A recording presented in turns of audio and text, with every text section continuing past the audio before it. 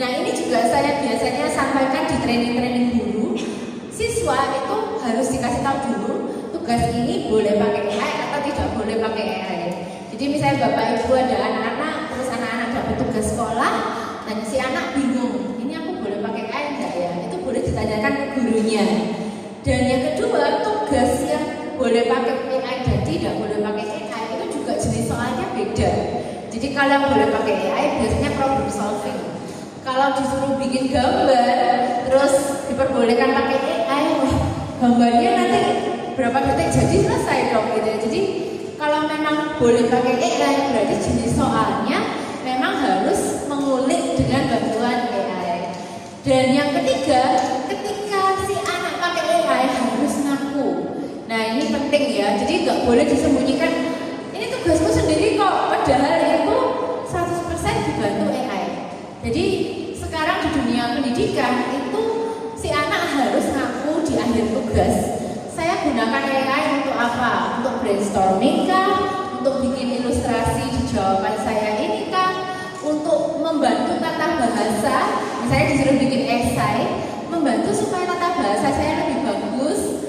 Nah, saya pakai AI untuk video ini supaya video saya lebih bisa animasi dan menceritakan. Jadi AI sekarang bukan untuk sesuatu yang bikin malu loh. Jadi kayak aku malu aku pakai AI, enggak. Tapi kita perlu sampaikan dengan jujur. Dan yang tadi itu jangan sampai tidak ada kemandirian kognitif di sana. Jadi memang kecanduan gadget di Indonesia cukup parah ya. Karena itu TikTok itu sangat banyak investasi ke Indonesia. Jadi TikTok itu sebenarnya saya waktu studi lanjut itu di tahun 2019, 2018 itu saya sempat 1 bulan di Jepang. Nah di sana semua tren itu ada iklan TikTok. Ya, tapi waktu itu TikTok belum terkenal banget. Nah, terus ternyata orang Indonesia seneng banget sama TikTok. Kalau di Filipina, di Vietnam itu mereka ternyata Facebook. Jadi mereka nggak mau pakai Instagram gitu. Jadi setiap negara itu punya ininya, punya ciri khas sendiri-sendiri.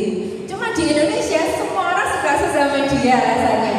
Yang senior pakai Facebook, yang seumuran saya pakai Instagram, yang anak-anak itu pakai TikTok ya. Jadi kayak sosial media itu something yang penting banget di Indonesia. Dan di ASEAN sendiri itu 6 jam per hari ya itu menatap layar. Ya karena concern ini makanya menteri kita mengeluarkan aturan nggak boleh Roblox, nggak boleh YouTube gitu ya. Anak-anak masih pakai Roblox nggak? Nah setelah saya survei ke beberapa orang tua, ternyata waktu bikin akun Roblox mereka masukin umur orang tuanya gitu ya. Jadi akibatnya mereka masih bisa main Roblox. Nah saya sendiri juga ingatkan anak saya terus, ini government rules ya, ini peraturan pemerintah loh, kamu nggak boleh Robloxan. Jadi kalau memang mau Roblox jamnya harus tertentu dan memang pas didampingi orang tua. Jadi kita harus standby karena kita nggak tahu sewaktu-waktu chat yang muncul di sana itu kacau balau. Karena itu juga di menteri kita juga dibilang kalau bisa chat di Roblox itu dimatikan kalau untuk anak yang usia sekian. Tapi perbandingannya di China, nah Bapak Ibu tahu nggak yang berita di China? Jadi hanya boleh main game itu 1 jam di hari Sabtu dan 1 jam di hari Minggu. Nah, tahu ini yang anak-anak yang di sini kalian pusing nggak kalau kena aturan seperti itu ya? Jadi ya, 1 jam. Selain itu belajar gitu ya. Itu sekarang yang diterapkan di China. Kalau di Australia semua di bawah usia SMP remaja itu tidak boleh punya sosial media. Di Indonesia masih bertahap, tapi memang ini harus jadi concern kita. Istilahnya dopamin yang didapatkan dari sosial media, game, dan anak-anak bermain gadget itu kita harus memang gantikan dengan aktivitas bersama keluarga. Nah ini memang cukup jadi beban juga karena bagi ini ya orang tua yang papa mama sama-sama bekerja. Nah kalau kita hire asisten rumah tangga, banyak ya teman saya yang bilang dari CCTV itu si asisten ini juga main HP terus gitu ya. Jadi dia membiarkan si anak main HP, si asisten juga main HP terus karena ini memang sudah maklum ya, kita peringkat 1 ASEAN yang paling lama menatap layar HP. Ya, jadi mungkin Bapak Ibu sendiri ada yang juga masuk kategori nggak kita sebagai candu gadget ya. Jadi kadang kurang tidur, terus ada masalah penglihatan. Anak-anak sekarang sudah pada pakai kacamata, dan ini memang di anak saya sendiri juga ya. Jadi kayak saya dulu pakai kacamata kelas 3, anak saya kelas 1 ternyata terdeteksi ada minus. Nah itu masalah ya, sama ya kita harus terus care dan menangani hal ini. Nah HP atau gadget itu selain tadi candu dan dopamin, dia juga ngasih instant gratification. Jadi ketika dia bermain game secara instan itu ada reward di dalam game. Jadi anak saya itu suka salah satunya Dress to Impress. Itu game di mana dia bisa pilih fashion semaunya sesuai dengan tips. Terus nanti ada kompetisi di antara orang-orang yang bermain Dress to Impress. Terus ada catwalk digital, jadi bisa jalan. Terus nanti siapa yang juara 1, fashionnya paling oke, juara 2, juara 3. Jadi dalam sekejap mereka itu selalu dapat reward atau juara. Nah itu sesuatu yang mungkin di dunia nyata dia mau dapat juara itu kan harus kompetisi, harus persiapan, harus latihan. Tapi di game semuanya itu jadi lebih mudah. Dan memang kalau dia dapat juara itu kan dia bisa happy ya, mendapatkan kepuasan tersendiri. Jadi caranya detoksifikasi habit dengan pembatasan pelan-pelan. Dan memang kita harus alihkan ke aktivitas fisik. Nah, saya sendiri coba alihkan. Saya ajak gimnastik, saya ajak renang, saya ajak basket. Jadi aktivitas-aktivitas lain yang bisa menggantikan waktu yang dia pakai.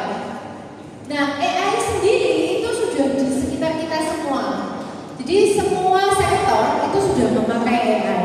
Jadi konsep yang kedua sebenarnya tentang AI itu memang di gadget juga sangat menguasai. Jadi kita harus tahu apa saja dilakukan AI supaya kita bisa membatasi akses ke anak-anak. Nah sebenarnya dari kemanfaatan AI itu banyak hal positif. Jadi diperkirakan memang AI ini kan membantu efisiensi ya. Hal-hal yang dulu kita harus lakukan sendiri sekarang bisa dibantu AI. Nah salah satu efeknya ke gadget dan game itu juga banyak sekali game yang bisa jalan sendiri. Jadi si anak tinggal kayak ngeliat padnya itu bekerja, padnya bermain, dan dia tinggal ngeliat hasilnya. Nah itu salah satu contoh juga kombinasinya.